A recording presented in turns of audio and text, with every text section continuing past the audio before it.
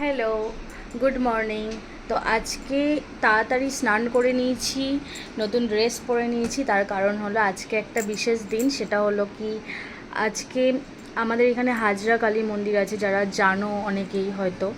তো ডাউন টাউনের একদমই কাছে, এটা আমাদের বাড়ি থেকে একদমই কাছে। তো ওখানে আমরা আজকে জল ঢালবো, বা কালকে জল ঢালবো সকালে। তো তার জন্য আজকে আমরা রাতের বেলা বেরাবো জল আনতে, সেটা হচ্ছে বাগবাজারে।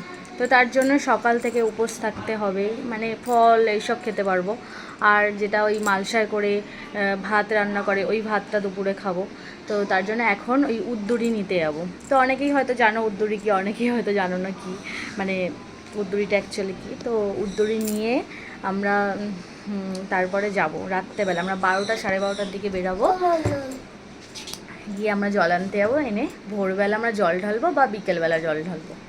তো চলো টাটা। আজকে ভীষণ মজা হচ্ছে, কারণ এইভাবে প্রথমবার যাব। এর আগে আমি অনেকবার তারকেশ্বর গেছি, কিন্তু এইভাবে আমাদের এখানে হাজরাকালী মন্দিরে এইভাবে ঢালার মানে খুব ইচ্ছে ছিল। প্রচুর লোক যায় আমাদের এখান থেকে, কি আশেপাশে অনেক দূর দূর থেকেও লোক যায়। তো মন্দিরটা খুব জাগ্রত, তো খুব ভালো লাগে। কারণ নীল পুজো তো করি, আর এরকমভাবে জল ঢালতে পারবো মানে এটা ভাবতে পারিনি। তো ভীষণ ভালো লাগছে এবার।